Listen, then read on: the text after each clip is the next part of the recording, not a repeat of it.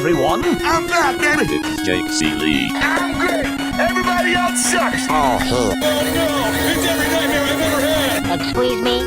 It's time to check the link. Pretty crazy, huh? But it doesn't matter because none of this has anything to do with the show. You know what? You just made the list. Oh, wait, you serious? Let me laugh even harder. It's all in football. Sure, we talk about it all the time. Really? No.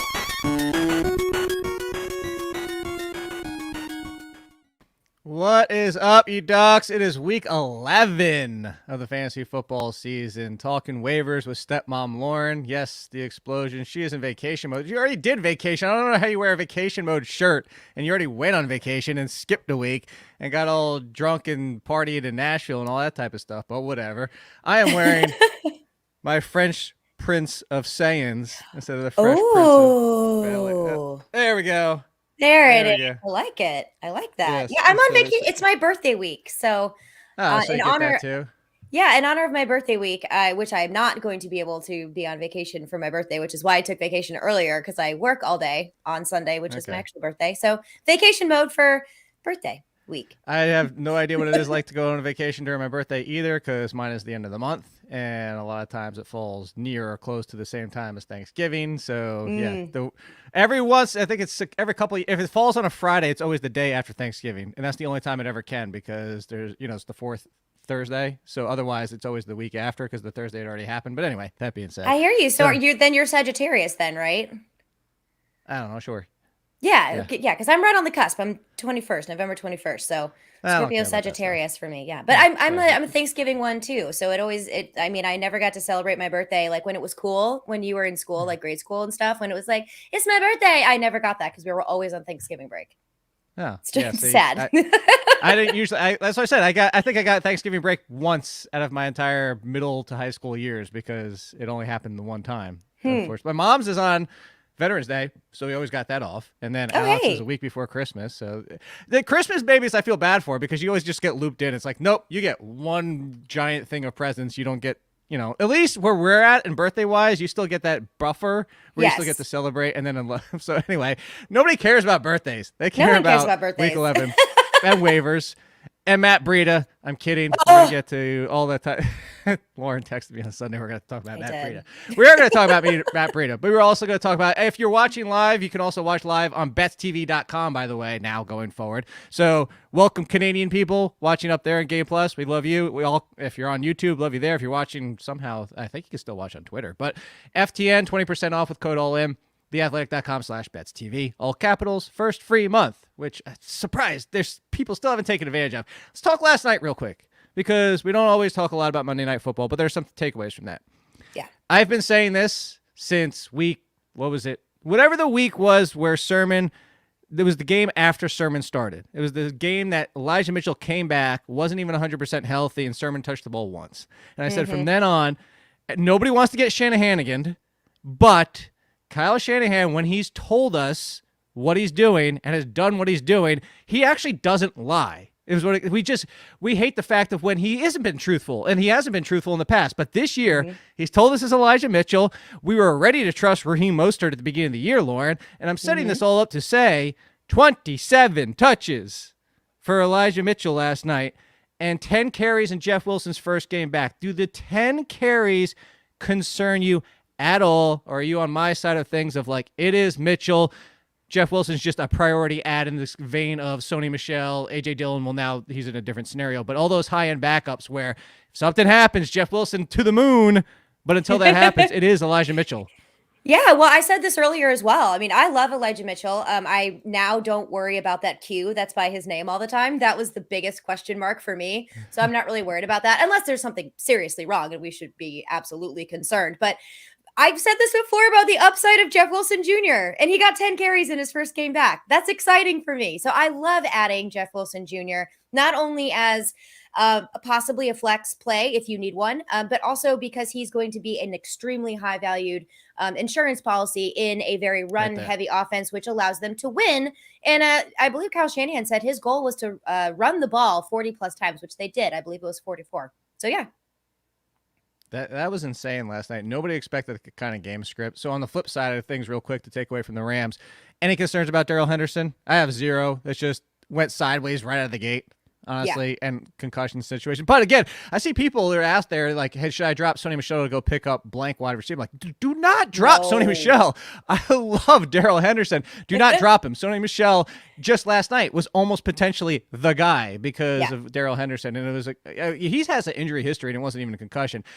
The Odell Beckham situation, they're going on bye real quick.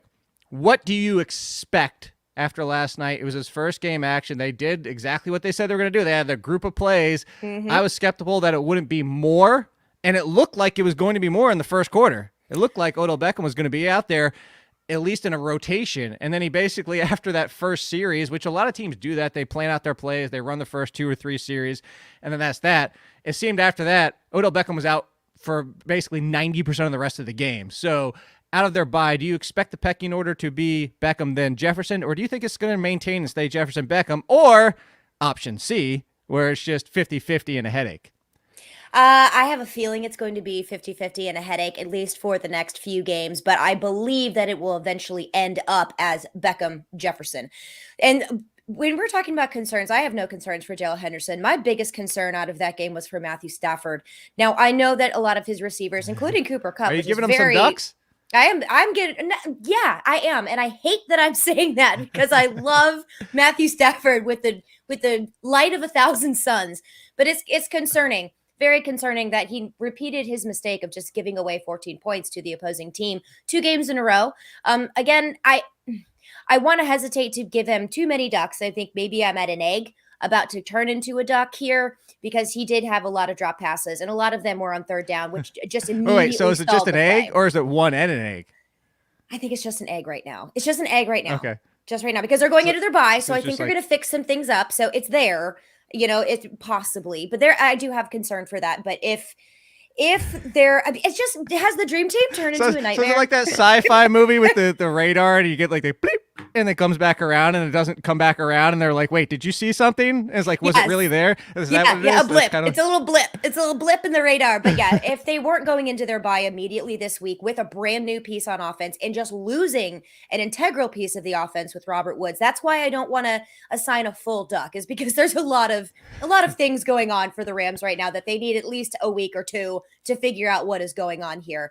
But I am concerned that Matthew Stafford has now done this 2 weeks in a row. That is a little bit like, ooh, what's going on here? So hopefully they pull it out of the nebula. They need to get right for sure. They do. By the way, in the questions is watch on YouTube or BetsTV. Both. That's both. What you do. Yes. You open 2 windows, mute one of them, and then do both. And then Brett, thank you for smash the like. Yeah, thanks. Thank you, still Brett. Thumbs up and subscribe and all that. See, you can do both. You can help us out both ways. Yeah, it makes us look really good. It makes us look really good, especially me. I don't care about Jake. I care about me. So smash the like, subscribe, watch on BetsTV.com. Well, also see on top of that, Lauren good. Already looks really good, so then you can just help me see in the other way. So see how this all works out. Thank together. you, Jake. Was that a compliment? Oh my gosh. What just happened? It was still under, but if you didn't notice, there was an underlying dig at myself. Like you can't hand out one without the other. Like you still have to take yin shots. and yang. Balance it out.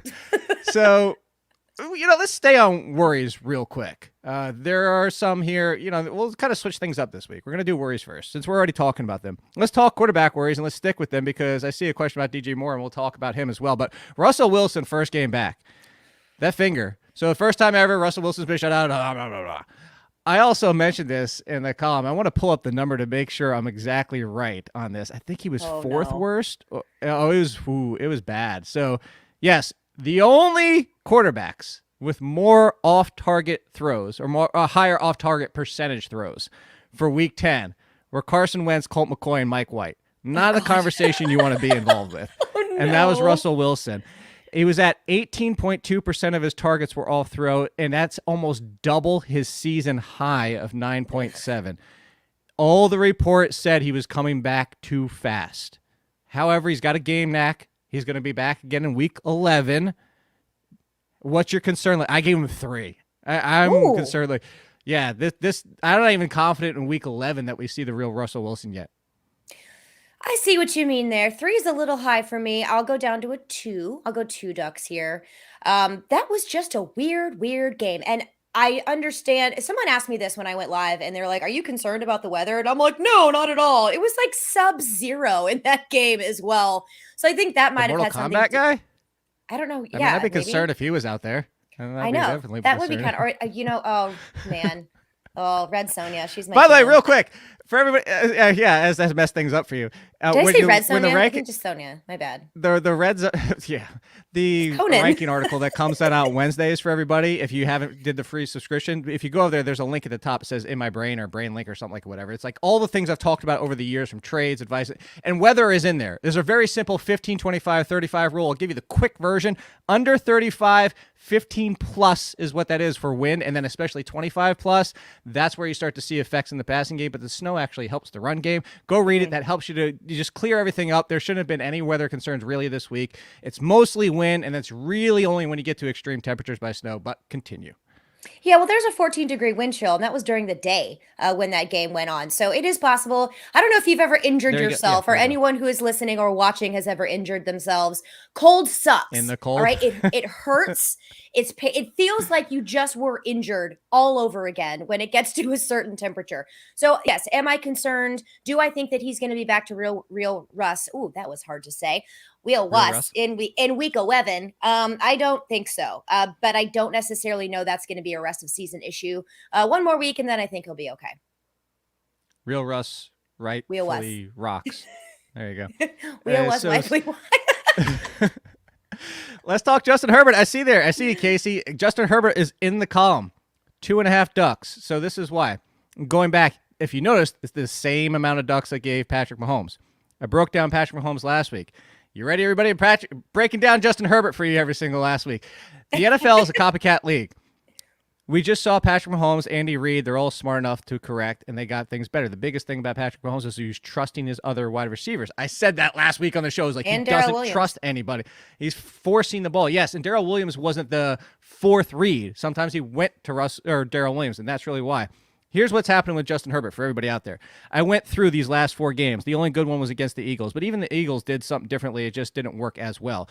Is what he's seen is similar to what Patrick Mahomes has seen, but he's seen a lot of cover 1, not cover 2. And he's seen a lot of people playing the boundaries and deeper, limiting Mike Williams. That's why Mike Williams' target share is down and his air yards per target are down. Yes. And they're forcing Justin Herbert to play underneath. And that's why you see Keenan Allen getting 12 targets, 13 targets, and all that underneath work. Here's the other telling part about it, too, is Austin Eckler in these 4 games, 11 or fewer rushing attempts. In all the games before this, 17 plus. He needs to get Eckler more involved, and he needs to start finding. And I think that will help the offense open things up for Mike Williams to take those shots back downfield like he was. And hopefully even Joshua Palmer coming on helps. But really that's what it comes down to is Casey made the point. The air yards per target is down. It's miserable. It's down by like Alex Smith level. And that's what's killing Herbert right now. He's smart enough. The team's smart enough. But if you told me the odds of like who's going to do it in 1 week, Patrick Mahomes and the Chiefs, I want to say Mike Williams is still a wide receiver 3, boomer bust, though. Yes. With Herbert, I want to see it first. He is not going to be like Patrick Mahomes and right back inside my top 5. I have 2.5 ducks, and Herbert's a low QB1 until he fixes this. I actually have a segment that hopefully will be aired tonight on the NFL Fantasy Live on NFL Network where I complain about Justin Herbert. And Adam Rank is supposed to help me feel better about it. Because I have them everywhere. I don't know. I haven't heard it yet. It's live tonight. So yeah, I went on a diatribe about Justin Herbert. They'll probably cut most of it out, but yeah, I'm not concerned per se. I'm mad. I'm just, actually, you know what? You're mad? I'm stepmom Lauren. I'm not mad. I'm just disappointed. All right. Well, then let me ask you this. How many ducks and how disappointed are you in Myles Gaskin? Myles Gaskin isn't even on my radar. I despise Myles Gaskin as a fantasy football player. I dumped him week 2 after being forced to take him. It was not, actually, he wasn't being forced. I just maybe thought I was being smart and I was not, and I didn't like it. And no, stay away. No. If you had any faith in him, 5 ducks. If you had no faith in him, he should not even be on the list. Boo. You know who he is? And everybody who's watched Patrick Mayo and myself for years will know I called him, he's now the Jared Cook of running backs, because Jared Cook, the reason Pat and I hated Jared Cook, for anybody that didn't know, is Jared Cook, whether it was a good matchup or a bad matchup, didn't matter. He would show up in bad matchups. He would show up in good matchups, but also disappear in good matchups. And then you would trust him after 2 good games and he would put up a goose egg. That's Myles Gaskin. Doesn't matter. Trade him away. Try to predict Get the rid of matchups. Doesn't matter. So, yeah, hopefully you get another good game. All right, what about Josh Jacobs? There you see Alex knew. Josh Jacobs. I gave 3 because here's why. Unless he scores, do you know Josh Jacobs only has 1 double-digit score where he hasn't scored a touchdown? It was 11.5 against the Giants. Every other game he scored double digits, it's come with a touchdown because he doesn't touch the ball 20 times a game.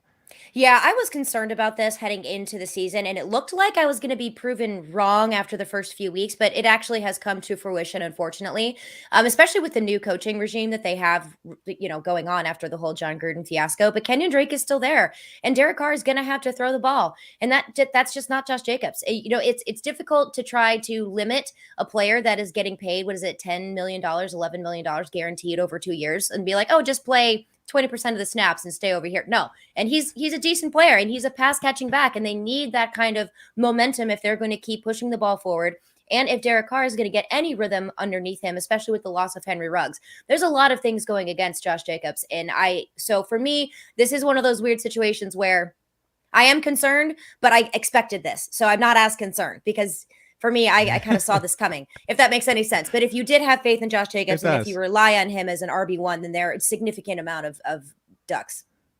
Okay, fair enough. I'm not ignoring it. I'm just looking at my camera to try and figure out where the heck Barkley. I don't look at you when I talk. I look at myself to make sure my hair isn't all over my face. Oh, okay. Well, that works out well then. You know I was doing that. All right. How about real quick, Lee, Herbert versus Hurts?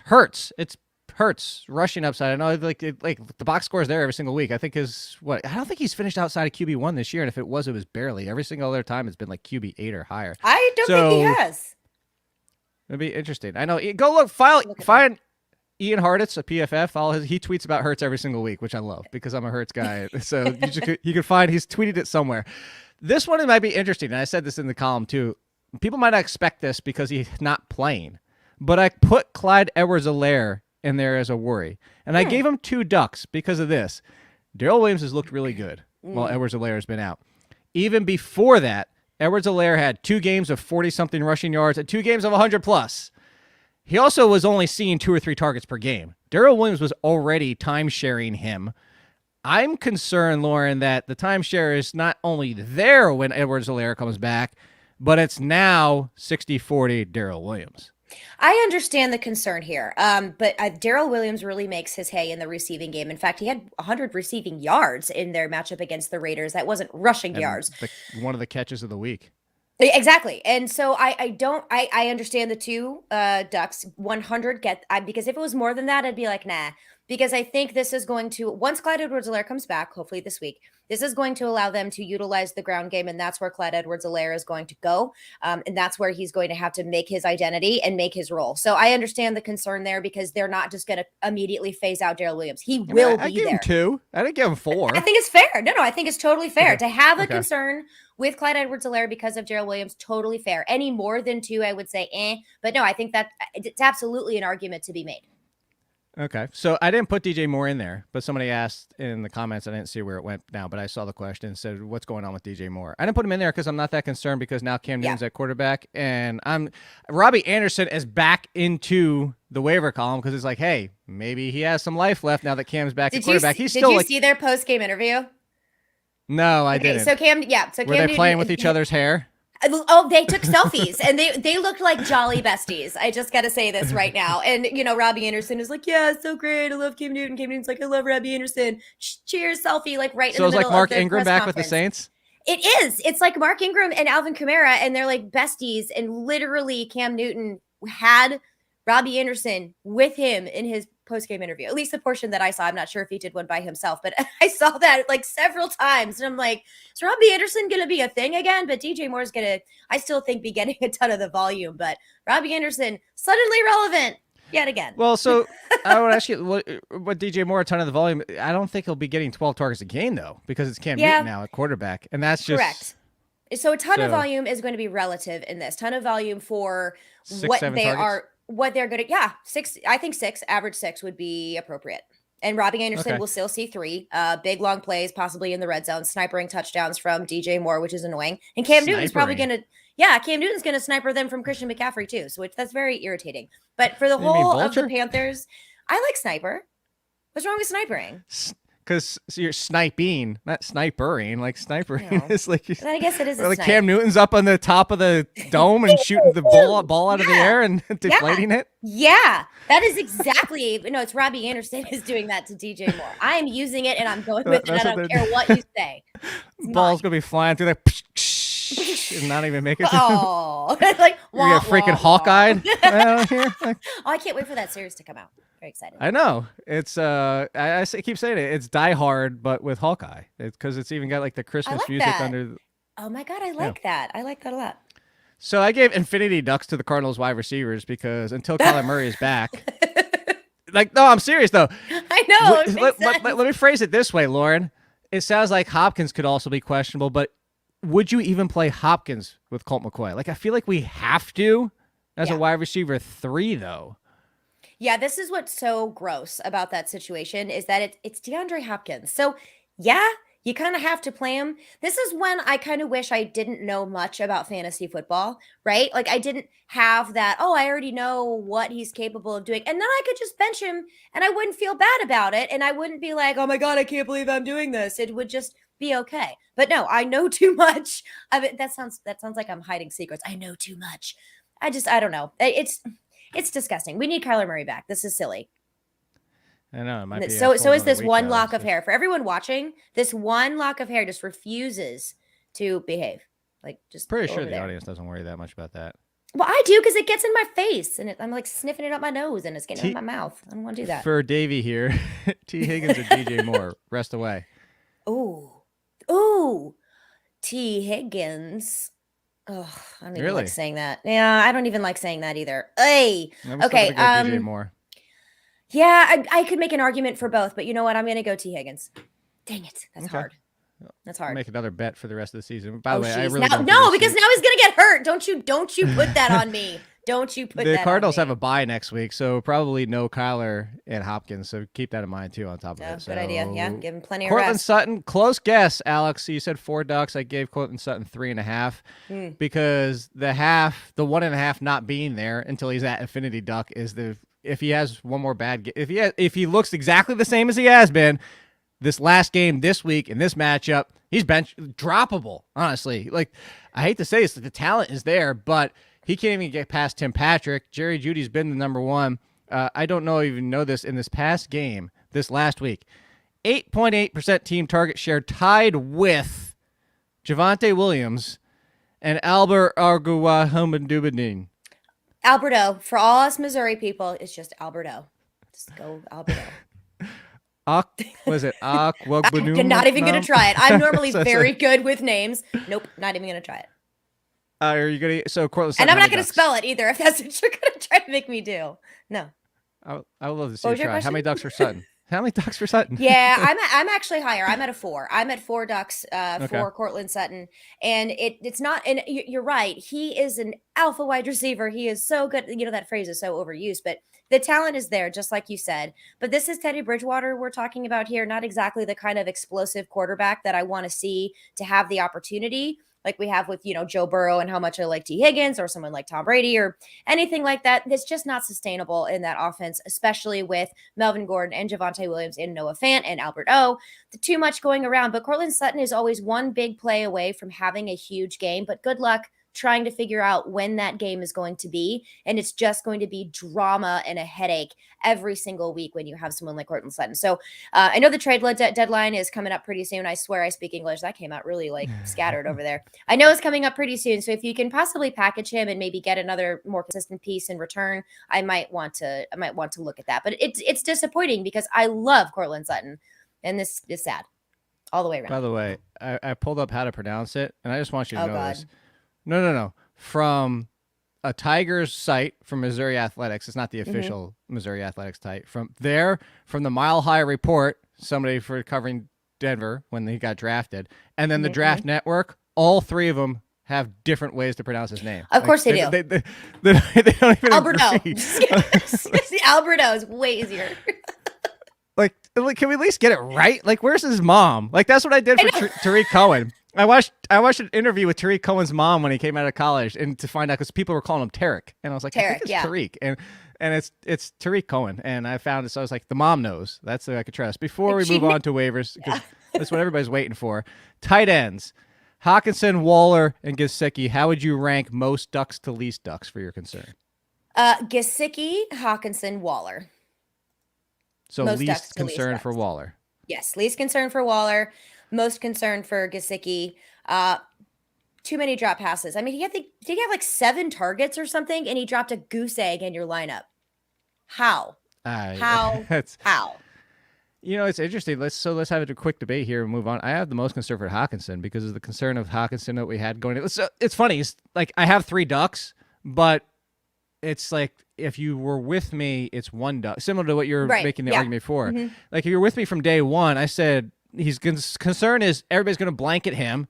And unlike Travis Kelce or Darren Waller, there's not other options to draw away. As you've said for weeks, you want nothing to do with any of the Lions wide receivers. Don't worry, we're not talking about St. Brown today or anybody like that. But the other part of it was that Jared Goff was going to hurt him. So if you were still expecting Hawkinson, because he's had some nice games, but Hawkinson, here's the interesting thing, Lauren. Hawkinson and Waller both only have 3 double-digit scores. I know. I have Waller in a lot of leagues. I'm going to change my mind. I am going to agree with you here that I think Hawkinson should be raised above Mike Gesicki. And the reason why is my recency bias for how much I'm angry with Mike Gesicki. I think just made that super duper like wound reopen with, some lemon juice and some salt, like a scrub brush, getting it right in there. So yeah, but I do think you do make a good point when it comes to what we're looking at in the offense. I mean, Tua Tagovailoa, when healthy, is going to be a heck of a lot better than Jared Goff. Their offense is better than the Lions have. I mean, I know that sounds really weird to say too. So yeah, I think there is the most concern because there isn't anyone else to draw defenses away besides DeAndre Swift. That's all you got. Okay. Let's talk waivers. Come here, Barkley. Let's do it. I found out where she is. Hi, Barkley. So, request that people want to see more Barkley, by the way, just so you know. I mean, I can't there's not so much room. The little bar is here and everything like that. And I tried to get her to sit my lap one time, and she lost her mind because I think the mic. So yeah, it doesn't really work. Like my cat will sit here and he tries to chew on the microphone and like rub his face all over it. Like my dogs don't chew on anything, but my cat chews on everything, especially if it's metal or like wires. My cat will chew it. No, that's because cats are evil. That's because you could be laying dead in the street. You could be lying dead in the street. Your dog will come up here and try to save your life, and the cat will walk over and pee on your face. So let's continue. You had a terrible experience with cats. My cats would never do that. Ramondre Stevenson's easy, but here's the question, Lauren, is why I wanted to put him in here. Let's say Damian Harris is back. Not even this week, just next week. Are we back to the Patriots backfield is just a good guy? Like, I'm kind of presenting this as in a waiver/trade. If you have Stevenson, because this is what I said on yesterday's show, before he even plays in week 11, even if Damian Harris is out, I'm trading him before it goes south because 2 things could happen. Like, put it this way, there's 3 outcomes, Lauren, and 2 of them are bad. So the one outcome is that he plays this week, looks great, continues to be the lead like Damian Harris was. The 2 bad outcomes are there is no Harris, he plays poorly and ruins his own value. There's no Harris, and Harris comes back, and now it's a complete committee.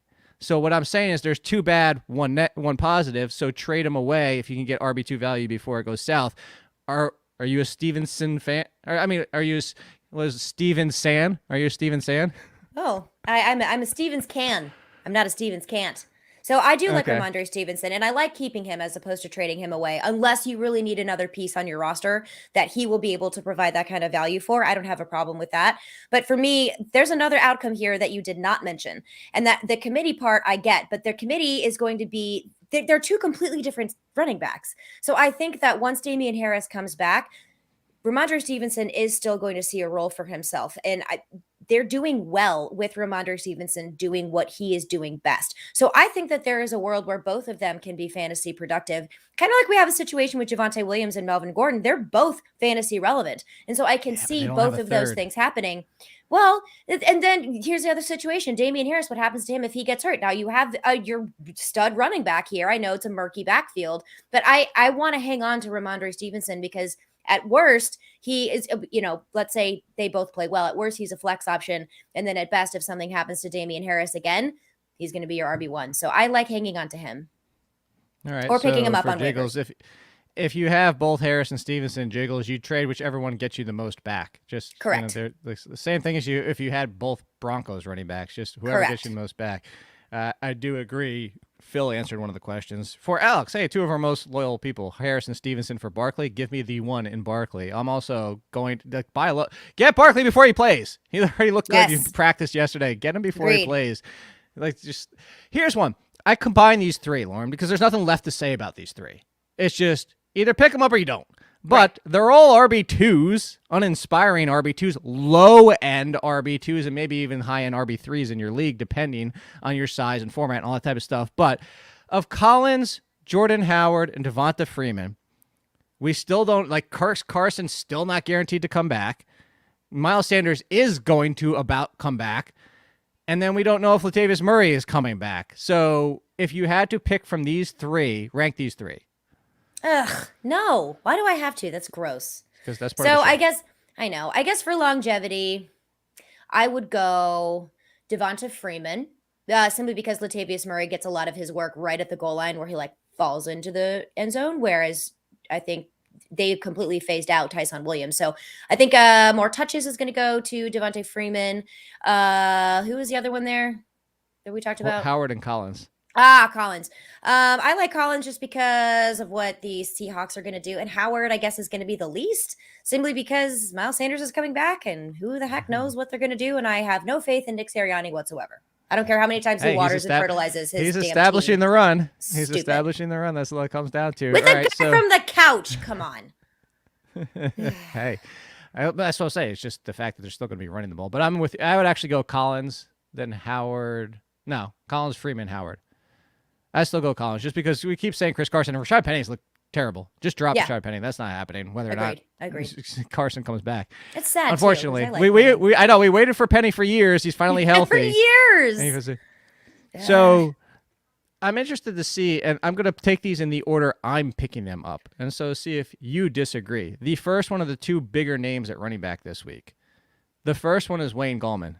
The change has happened. The change had already happened in that game before Cordarrelle Patterson got hurt. I'm not thrilled for Wayne Gallman until the fact that Cordarrelle Patterson is going to miss multiple games. Well, potentially. It could be 1 week. We don't know for sure yet. We have to wait and see that. It's at least one game. But on top of that, the change already happened. So I'm going to grab Wayne Gallman as my priority over D'Onta Foreman, who also still another week looked better than Adrian Peterson, but McNichols is still in the mix. Adrian Peterson is still getting red zone touches and carries. So, yes, Foreman could eventually start to separate from the pack. And I was kind of a Foreman guy a couple of years ago, but at the same time, I'm taking Gallman over Foreman because it's clearer with Gallman. Much clearer. Just listen to the three names we just brought up. Adrian Peterson, D'Onta Foreman, and Wayne Gallman. Really? Is this where we are in 2021 in week 11? This is why I draft running backs in the first two out of the first three rounds. I don't care if I lost Saquon Barkley. I have Saquon Barkley coming back. If you drafted Jonathan Taylor and Najee Harris at the end of the first round and the early second round, you are loving life right now. This is why. Yes, things can go sideways. Things also went sideways at wide receiver. I don't want to be chasing these names. But we're out here to help you if you're chasing these names. Exactly. I do agree with you. I like Wayne Gallman, but I have a lot more of a positive, optimistic outlook about Wayne Gallman. I really liked what he was able to do with the Giants stepping in for Saquon Barkley. He's not nearly as explosive. I 100% get it, but there's going to be volume here. The Mike Davis experiment is over. That happened, halfway through the game on Sunday. So that's finally okay, we get it now. Not good. So I do like Wayne Gallman. D'Onta Foreman, I'm not concerned about what McNichols is going to, bring to the table. He had his opportunity. He was literally facing one of the worst teams against pass catching running backs and managed to get less than 2 points in PPR. So not really concerned. Also dropped a touchdown. Congratulations, Jeremy McNichols, forever dead to me. So D'Onta Foreman is another exciting one as well. But yeah, out of those two, I'm going to go after Wayne Gallman first and then go ahead and pick up D'Onta Foreman. For the person who asked how many ducks against Mike Davis has been droppable for weeks, and now he's super bye-bye. droppable. That's what we're doing. Cute cat, though. Aww, sweet. I would say if Cordarrelle Patterson's out this week, or at least 2 weeks, I wouldn't drop Mike Davis just yet. Just again. Because he goes back to what he was before this week. He's the next man up if something happened. If something happened to Wayne Gallman in that game. Also, so it's as unappealing as you can get. Yeah. He is. Yeah. We already talked about Jeff Wilson. So last one real quick. We had to bring him up. I brought him up at the beginning. I said, Matt Breida, everybody. 2 touchdowns and 4 touches. I think he finished the game with like 6 or 7 touches. I'm only saying that because you tweeted me and joked. It's not even bringing up Matt Breida for waivers, Lauren. This is if you need to drop somebody and you have a Bills running back, drop the Bills running back. You can't ever start a Bills running back and have faith, ever. So they were playing up against the worst defense against the run. In a blowout. And nobody had more than, 7 carries? Exactly. And I had so many people asking me on my live show that Sunday morning who they should start. Start Singletary over so-and-so. Start Zach Moss over so-and-so. And I'm like, take the so-and-so. Don't start your Bills running backs. I don't care if the matchup is amazing. Of course, blew up in your face because they all scored a touchdown. Yeah, but it was Matt Breida who had the big one. So literally nobody had Matt Breida. And if you did have Zach Moss, you were stressing the entire time. Same thing with Devin Singletary. Just stop it. Get rid of them. Just do yourself a favor. Do your organs a favor because stress is very bad for your body. Get rid of your Bills running backs. Just get rid of them. Hold on. Is there a raft emoji? I'm curious now because Phil just told us. He Googled and found out that you can call a group of ducks a raft of ducks. So, is there a raft emoji? I don't know. It doesn't look like there's a raft emoji because I was going to say we could call it a duck raft instead of. But I like raft. Infinity Duck better. What about like a rowboat? No. Lifeboat? Let's talk wide receivers. Is there a lifeboat in there? No. Wide receivers. Let's go. Okay. I am surprised, but I also understand the fact that Kenny Golladay and Sterling Shepard are both dinged up on buys. But let's assume for a second Sterling Shepard is healthy coming out of the bye. Still up in the air. I'm going to go to that. We're going to go to that next. But is it Shepard, Golladay, Tony for you in order? Because it is for me. And then we'll attack the second part. It is. Not with confidence, but it is. And the reason why is the volume for Sterling Shepard for me. I don't love it, though. Don't love it. Okay. So, if Shepard is out, would Tony stay behind Golladay or would Tony leapfrog Golladay for you? Because for me, Golladay still stays in front of him. I do. I do think Golladay will stay in front of them. That's so sad. I really wanted Kadarius Toney to be a thing, like a long-term thing. But yeah, I do think Kenny Golladay will stay in front of Toney. I do agree. It's fine. He's the answer in 2022. He doesn't have to be the answer this year for everybody. I know, but it looked like it could be. Knocking on the door. Darnell Mooney and Allen Robinson, with the way that Justin Fields is playing lately, still Darnell Mooney number 1 for you of the 2, and then similar to Robbie Anderson, is Allen Robinson starting to get maybe go pick him up and stash him on your bench if somebody dropped him in your leagues, breath of life back? Yeah, I agree. Yes, if Allen Robinson is available and you have the room to stash him, I would absolutely do that. Justin Fields is fine. I watched that game against the Bears. And it was like, can't remember if I said this on the show last week or not, but it was like you said that like you don't watch football. You're like, I watched that game. I assume you watch every game. Of course I do. That's my job every Sunday. That's what I'm saying. That's why I sound funny. But I watched that game, and it literally looked like it was the Justin Fields of old. That one that we saw in college that was super poised under pressure. That just was like, whatever. I've been here 1,000 million times before. So I really liked what I saw from Justin Fields. Now, Mooney is going to be the more explosive wide receiver for me. I mean, he had a rushing touchdown. I mean, that was pretty cool. But Allen Robinson, breath of life, just like you. I like that. The Allen Robinson breath of life. If you have the room, I would stash him if you can, because I really want to see what Justin Fields is able to do with the training wheels off and after a bye. So maybe they're going to be kind of figuring something out here a little bit and I think make it part work. of it too is that it's Justin Fields, not just the training wheels off. Justin Fields got his own confidence in the fact that he was also reluctant to run on top of it. So for Mooney versus Shepard, I would take Shepard if I knew, especially in a full PPR, if I knew he was healthy, if I knew he could stay healthy. Like I would Mooney over Shepard for me. And I understand why, but even if I told you 100% healthy, if I told you Sterling Shepard 100% rest of the, there's no way I would take Shepard 100%. Daniel Jones loves Sterling Shepard. Daniel Jones and Sterling Shepard are the discount Walmart bin version of Matthew Stafford and Cooper Kupp. That's really what it is. Interesting. Like that's from the dollar store discount version. I said Walmart bin. I give you like $5. I'm going to go dollar store. That's just disrespectful. How about some guys we've talked about for weeks, continuing. You're just going to, similar to before, rank these guys. We talked about it. If everybody's been watching the show for weeks, this is why we're going to breeze past these. Rashad Bateman, Tim Patrick, Brian Edwards, Jamal Agnew. Rank those 4. because we've been talking about them. If you don't want to pick them up, this is why I say, tried to tell you, if you don't want them, you don't want them. If you do want them, you do want them. How you rank these 4 if you're going to pick them up, Lauren? Exactly how you said it. It is going to be Bateman, Patrick, Edwards, and Agnew. All right. Exactly how and you have Edwards, that listed out. told you to be patient last week, everybody. Haha, victory lap. But no, all kidding aside, I don't expect him to be like a touchdown every single week. But be patient. And that's really what he needed. Yeah, Zay Jones or Deshaun Jackson, just somebody to stretch that field, get things open back up for it. How about this one? I was surprised to see Michael Gallup only in the 40% range for rostership. And I understand. I mean, I guess I understand it because not everybody plays with IRs. Please stop not playing with IRs. Oh, there's like 3 negatives in there somewhere.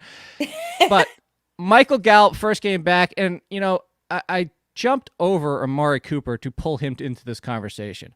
Amari Cooper concern, duck level for you. Because Michael Gallup, first game back, gets involved. Amari Cooper still out there the most. Yes, I know CeeDee Lamb missed some time with his shoulder, but at worst case, Amari Cooper was still number 1. At worst case, he's number 2, far ahead of Schultz and that's the only reason I was saying that. So far ahead of Schultz and Gallup. But Cooper concern, Gallup interest. Combine these two into your conversation here. Cooper concern, duck and an egg, maybe even. I think I just want to give him 1 duck. He's Amari Cooper, and that's kind of his identity and his personality. I gave him a duck and egg. Oh, you did? Yeah. Hey, teamwork makes the dream work, and lots of interest in Michael Gallup. He has a strong rapport with this offense. I like what he's able to do. My biggest concern level is going to be with Dalton Schultz, not Amari Cooper, with Michael Gallup coming back. Hopefully. Yeah, I think that Dalton way. Schultz could be the concerning one. And Dallas actually is one of the 4 best. So Dallas, Denver, who is Tampa Bay, and there's one other that has a really nice schedule for the rest of the season, especially in the playoffs. So if you can get a piece of Dallas, I definitely would. Although I'm with you. I still have major concerns about Schultz now that all 3 are healthy again. So this one I threw into the waiver column because a lot of people dropped him because he's been injured. But it sounds like we're getting to the point where it could finally happen, or you could finally be getting there. Will Fuller. Oh, your thumb's downing Will Fuller. Don't do it. Don't do it.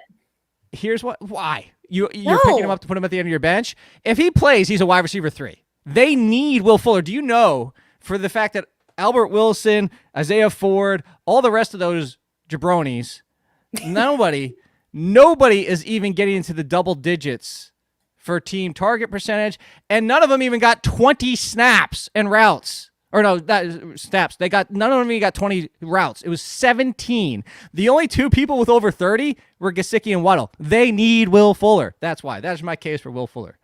I like watching football, and I don't like watching football when I have Will Fuller starting in my roster. The end. Not doing it. Do you like watching football when T.Y. Hilton's on your roster? I don't like that either, although it does get exciting. But no, I don't like that one either. These are too boomy and busty for me. Boomy and busty. Oh, I'm getting delirious. Yeah, I don't know. You're gonna get us flagged on YouTube. I know. I'd rather have T.Y. Hilton than Will Fuller, as gross as that does sound. But I really don't want either one of them if I can avoid it. Okay. So if you had look to how pessimistic I am today. If you had to pick between Fuller and Hilton, who would you pick? I think I would pick Hilton. I think I would. I have a came out of the game healthy. Yeah, I have a very poor track record with Will Fuller. So I personally can't do it. Now, do I understand other people wanting to add him and start him? Totally get it. You do you, boo. But I'm not doing it. I'll take Hilton. All right. Would you would you pick up Robbie Anderson over Hilton or Will Fuller? Yes. Yes, I would. Okay, so that one game was not Robbie Anderson or Michael Gallup. Ooh, Michael Gallup. Robbie Anderson or Bateman, Patrick, Edwards, and Agnew. Robbie Anderson over Agnew. Don't do it. You're so disrespectful. Whatever. Robbie Anderson over Edwards and Agnew. I would do that. You're going back to Robbie Anderson. We were friends once. We were friends once on this show. No longer. Do you know where Agnew ranks at wide receiver since week 5? I don't know. 17? 35, but he also played one fewer game than most of them. He's a wide receiver 3. So is this part of your... Okay, great. No. You hate... Ty Johnson, by the way. Ty Johnson, Jamal Agnew. Everybody keep ignoring him. Fine with me. Oh, I like Ty Johnson. How about former player with T.Y. Hilton, Marcus Johnson, kind of did some things with it. I almost put Indianapolis for his team when I was writing up the waiver column, just by my brain where it I went. do that with Dan Arnold still. I can't. Oh, Yeah. well, which with the team? Panthers. Yeah, I was going to say, which team? Not Marcus Arizona, Johnson, the Panthers. Tennessee, Marcus Johnson. Julio Jones is on the IR. How about this? We usually do ducks for worries. 1 to 5 ducks of interest in Marcus Johnson. How many ducks of interest would you give him? I'll take a 3 and an egg on Marcus Johnson.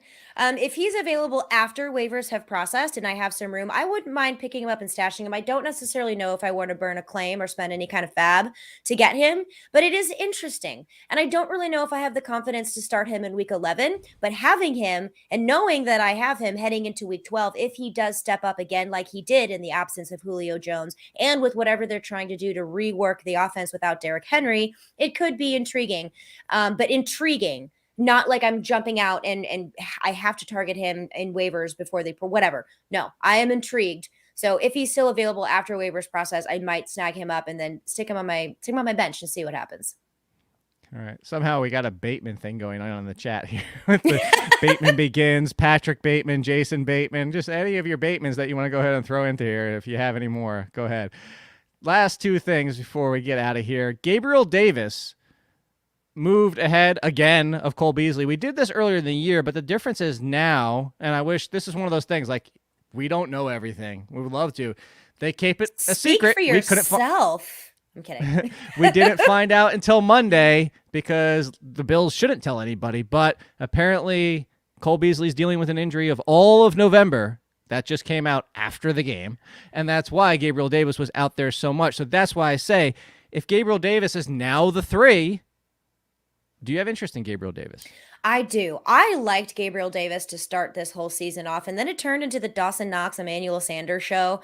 And he also was disappointing as well. So there was a lack of trust there, I think, from Josh Allen. But Gabriel Davis has shown he can get it done. But my word of caution is that he is one of the epitome boomer bust players. He's not going to see a crap load of targets, but when he makes a big play, you're going to get a huge touchdown out of him. So it scares me, but yes, I am interested. Another one, exact same player, pretty much, is Donovan Peoples-Jones. We got like 1 minute left. Donovan Peoples-Jones, T.Y. Hilton, Will Fuller, Gabriel Davis. Rank those 4. Oh my God. What? Those were a lot. One more time. No, it was 4. Fuller, Hilton, Donovan Peoples-Jones, and Gabriel Davis. Donovan Peoples-Jones. No, Wrong. I lied. Gabriel Davis, Donovan. Shut up. Got Donovan. You just messed me up. See, man, whoever tweeted me, and I have a picture of my cat who's looking very disdainful. Come on. And it has to do with you. Oh my God. Okay, Donovan Peoples-Jones. No, Gabriel Davis, Donovan Peoples-Jones, T.Y. Hilton, and then whoever the fourth person was. Will Fuller. That's why I said you're wrong. You have Will Fuller He's last. You were so wrong. Way at the end. Way at the end. Oh my goodness. As we get out of here, any interest in Ray McLeod? Ray McLeod. No. Or James Washington with the uncertainty of Ben Roethlisberger. And it doesn't change with or without Ben. It does. I think without Ben Roethlisberger, I like James Washington just a hair better, but just understand he is not really the most targeted player on the Steelers. That is Pat Freiermuth. That's Deontay Johnson. So, I mean, there's a risk involved there, but I don't hate that one. Well, Ray tied with Deontay with Mason Rudolph under center. So much for that Mason and played with James Washington and Mason they still Rudolph eat lunch sucks. together and all that stuff. Mason Rudolph sucks. As we get out of here with that. Haskins. Let's go. You know what, Lauren? I bet you for Mason that hurts more than when he got smacked in the head by Myles Garrett. So before we get out of here, I agree because he has a very thick skull, so it wouldn't surprise me. At Stepmom Lauren, good grief. Very spicy. Dan Arnold over Dalton Schultz. Dan Arnold's freaking top 8, people. What more does he need to do? And he's not even scoring touchdowns. What more does he need to do? He saw 7 targets in his last 2 weeks, and then prior to that, he saw 10 targets. It's time for us to stop ignoring Dan Arnold, the postman. I've been saying that for how many weeks? Stop ignoring him. Dan Arnold, officially the show. We need to get a Dan Arnold jersey on this show. At Stepmom Lauren, FTN Network. Follow us on BetsTV.com, theathletic.com/BetsTV, all capitals. First free month. And we'll be back tomorrow with rankings. Lauren will be back for week 12 waivers next week.